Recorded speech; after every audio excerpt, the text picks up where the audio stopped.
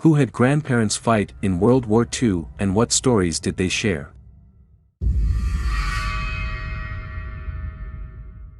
Grandfather was in an amphibious division in the Pacific Theater. He left us with little snippets of his time. A camp was pitch black because they didn't want to be visible from above. A guy in his cabin went to the outhouse and sat down to do his business when he heard something. He pulled his lighter out and lit it.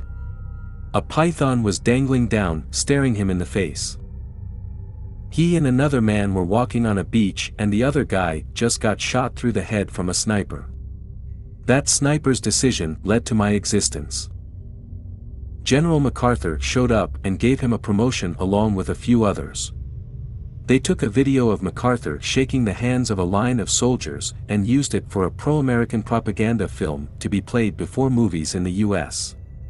My grandma saw it and freaked TF out, and the theater owners gave her a copy of the photo.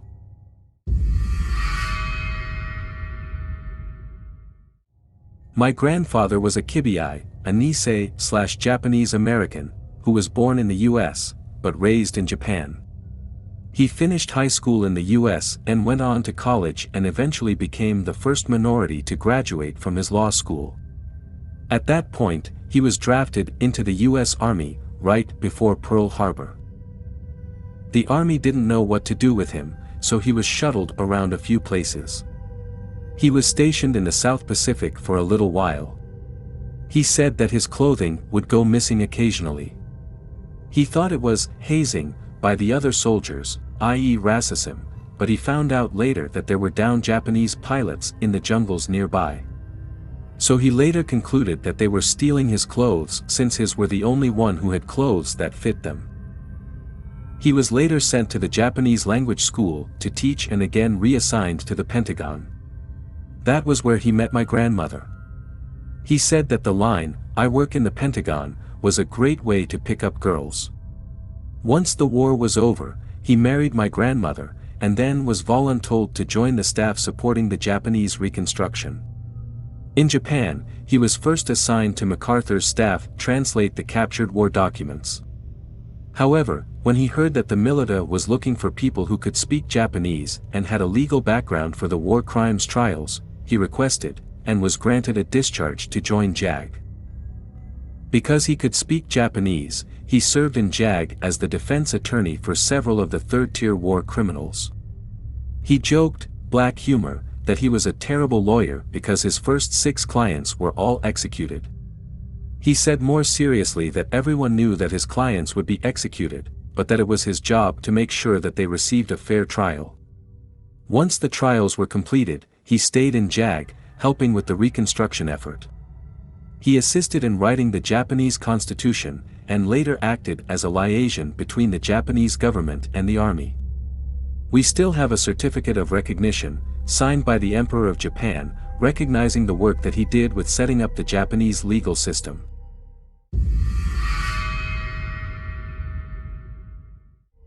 My grandpa was in the army. He never spoke about his service, but he was shot in the ankle and captured. He spent years in a VA hospital once he returned to the States. I heard second-hand stories about the POW camp. Specifically how the guards would smoke cigarettes and then intentionally flick the butts just out of reach of the prisoners inside the fence. He and his buddies devised a tool to reach out through the fence and grab the butts when the guard turned their back. They'd then pass the butt between them to get a tiny puff.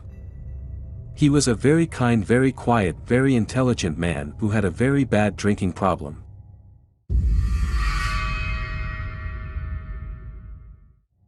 My grandfather was a trained medic, not front line but where they took immediate survivors. The Germans were known so sabotage train bridges and it was standard protocol to stop and inspect them before crossing. Well, his conductor was drunk and not only didn't stop but was speeding into the bridge when it exploded. My aunt has the pictures, but let's just say the rubble he was found under, wooden trains don't just derail, they shatter, especially off a bridge, was crazy. He described it to me and I wanted to cry. He lost many friends.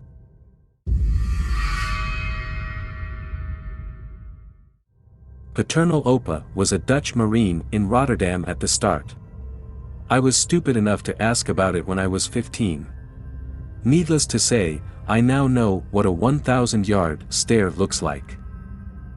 Later on, I did get a few details though. After the capitulation, they were held in a school and forced into policing duties. He managed to jump the fence somehow. Later when he got home, they sent a few soldiers for him. He said they came late in the evening, and he was sitting right outside the back door in the dark, could have grabbed the gun of one of them, but chose not to. Sounded like he meant, I could have won too.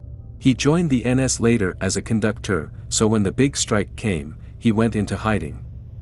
During that time while working in the field, he saw someone come down from the sky dangling on a parachute. Just pointed him to the nearest trustworthy farm, not much else he could do, what with the Germans racing towards them. Maternal Oma was a teen during the bombings of Rotterdam. She got evacuated to North Groningen in the Hunger winter. Lost a brother to the Arbeitslagers. Neither one of them ever actually talked about the carnage bits.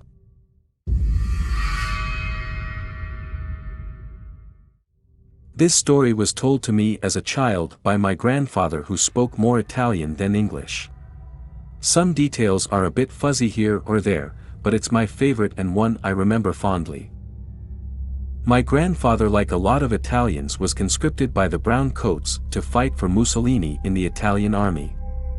He was sent to fight in the African campaign. Toward the beginning of the campaign, he was struck by lightning and pronounced dead while on a long march during the monsoon season. At the time they were on march to a port or city, the story was a bit hazy here, alongside a column of tanks and artillery. When he was struck, he was not examined immediately, just presumed dead and thrown onto a truck carrying casualties. It wasn't until about a day later, when they reached their destination, that he was properly inspected. He had been laid out with other dead when one of the men assigned to prepare the dead for burial noticed him twitching. A doctor was called over and he was found to be alive and sent to be evacuated and treated along with other wounded. Before he could be evacuated, someone high in the command changed his orders. Thinking he was a good luck charm, they ordered him to stay with the honor guard for the rest of the war. In reality, it ended up being his own good luck charm, as he avoided seeing major combat the rest of the war. When we were kids, he used to get a kick out of showing the wound to us. When the lightning struck him, it hit him in the head and exited from his calf, leaving a hole in his leg. The skin had grown over it so you wouldn't know anything was off except maybe a scar, but where the lightning bolt exited, he could put a finger in his leg down to the knuckle. We all used to ask him to show us, and we'd react like it was the grossest and coolest thing every time. I loved him. He was a great man, who after the war made his way to America to ensure we had every opportunity in life. TLDR, my grandfather was struck by lightning in the war and thought dead, only for them to realize he was alive days later. He rode out the rest of the war as a good luck charm for the command and made it home to his family to later bring them to America.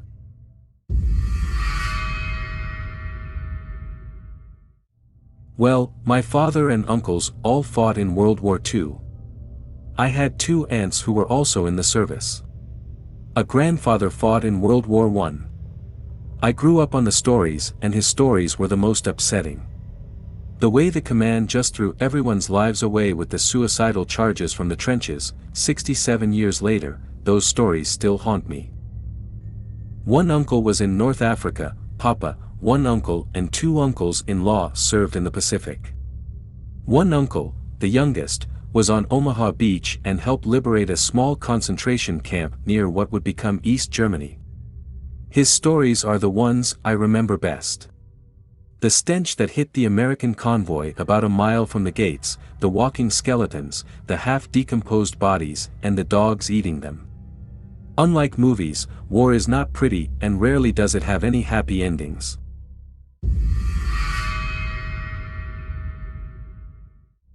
My grandfather passed about 15 years ago. When asked what I wanted out of his things, I only wanted his chunk of shrapnel. He told me the story behind it and I was about 12. He was a bombardier in the 57th Bomb Wing in World War II. He flew missions mostly over Italy, dropping 1,000-pound bombs on bridges and fuel storage facilities. He had seen some horrific things and was in horrific situations regularly. If you've seen the film Memphis Belle, you can get an idea. He was on a bomb run and said the flak, anti-aircraft fire, was so thick you could walk on the black plumes of smoke from the shrapnel expelling flak explosions trying to shoot them down. The plane next to him was blown in two and he watched them fall in two pieces with screaming airmen alive as the plane was falling and burning. Other things he wouldn't talk about. Then he produced this piece of shrapnel from flak fire. He said he kept it because it almost killed him. He was scoping a bombing run target, looking down through his spotting scope, sitting up and checking his map on a board adjacent to the side of the plane where he sat. He looked down, sat up, then looked down again, and the shrapnel blew through the side of the bomber and went right through his map board and stuck in a support beam behind it. It was in direct line through his head if he was sitting up looking at the map. I wouldn't be here today if he was looking at the map and not the target. I wanted that shrapnel and it's all I wanted. I have it. I also received his aviator glasses, bomber's jacket and oxygen mask.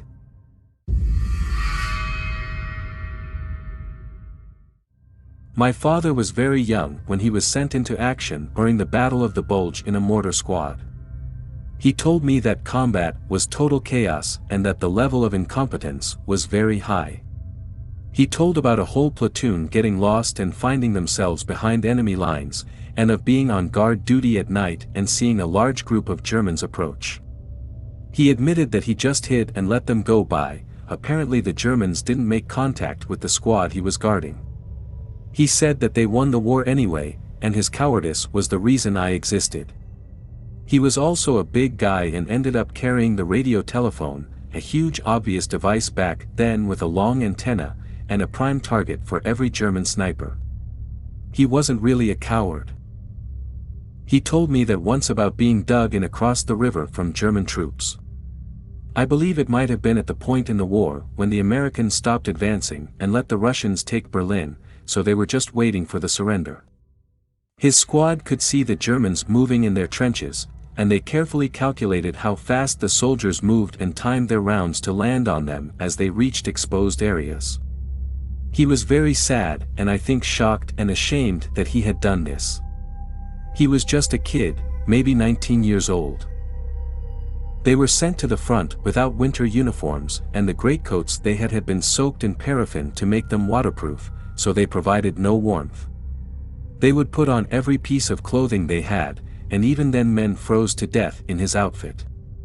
He had nerve damage in his legs that was attributed to injury from the cold.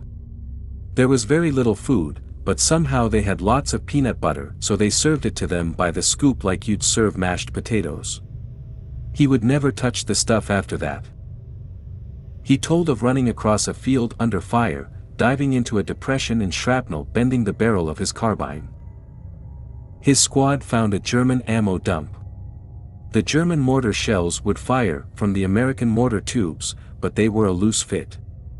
They had a huge amount of ammo, with large amounts of it stacked in the mortar emplacements. Either the German ammo didn't have the safety that prevented it from exploding in the barrel, or it didn't work with the loose fit, but one of the crews near him was firing as fast as they could and the loader dropped a round down the tube before the previous one fired. The explosion set all the propellant off in the round stacked around them and incinerated the bodies of everyone near that mortar. I believe he served under General Clark. I know he wasn't under Patton's command, but he told about how much the enlisted men hated George Patton. He hated war and never thought there was anything glorious about it. After the war, he became a physician. I never saw him reminisce with other veterans about it, and he was upset when I joined the Navy. I own the German Mauser rifle he somehow got sent home.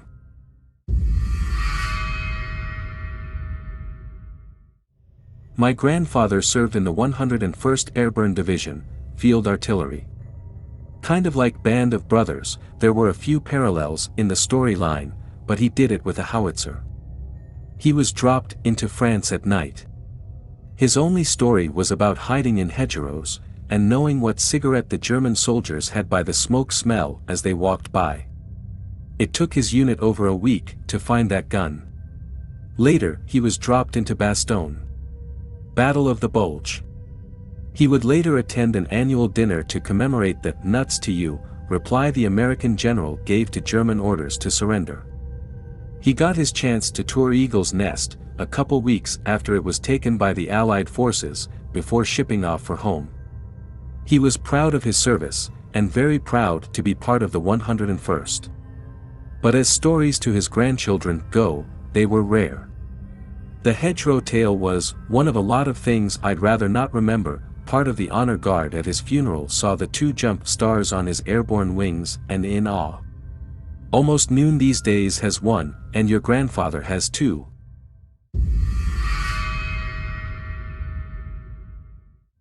Great-grandfather was basically a carpenter or builder, a TEC or something like that, and was constantly blinking hard to THR point of it being noticeable. I was told it was from the flares they used. He never shared stories, would flat out refuse to talk to us about it. The only thing he would tell us is how much he hated those fucking Japs. That was the only time I heard THR man swear. I always just figured he was really racist, and at times he was.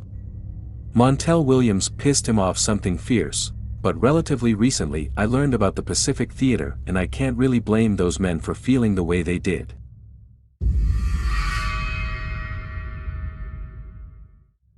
My great-grandfather was born in Vienna, Austria. He moved to the Netherlands at a relatively young age, but both of these countries would eventually become part of the Third Reich, of course. So with Austrian blood, he was immediately called to service in the German army after the Netherlands were fully occupied. With the risk of being sent to labor camps, many like my great-grandfather complied, as did he himself. He had an administrative position for much of the war, but in the later years he was sent to Italy. There he served for a while but never saw combat as far as I know. He dealt with business away from the front lines. One day he was asked to execute an Italian farmer who had apparently dabbled in partisani affairs. Like the pacifist he refused and somehow managed to find shelter as a deserter. When the Allied troops reached him, he got his own mission to transport multiple Dutch Nazi sympathizers who were working in Italy to the Netherlands to have them stand trial there. He did so with a few Allied escorts who didn't trust him for obvious reasons, and he ultimately succeeded. It's not a story about tremendous sacrifice or heroism, but it means so much to me to have stories heard from all sides of the war.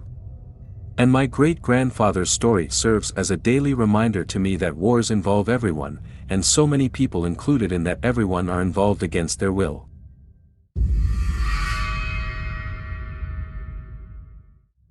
My grandfather never spoke of his experience during his lifetime to me, but a cousin interviewed him for a film project. It was after his funeral that my siblings and I learned that he was a higher-level dude, don't ask me what, and involved with a camp liberation. He told a story about what it was like to walk into the camp, the smell, the hallowed prisoners, and the Nazis fleeing, the begging for food, and how you can't just feed a starving person. The part that sticks with me is that he said a group of prisoners had gotten a Nazi and were beating him. His fellow army guys asked him if they should intervene and arrest him, kill the Nazi, or let them kill the guy. It was up to him, so he said he just turned and walked away, letting the prisoners kill the guy. He died before I ever heard this, which is fair, as no one wants to tell their grandkids these kinds of stories. He didn't even tell my dad about it. They always had a lot of respect for his service, so I'm sure he spoke of other parts of the experience, but very edited. I believe we have it as a sound file somewhere.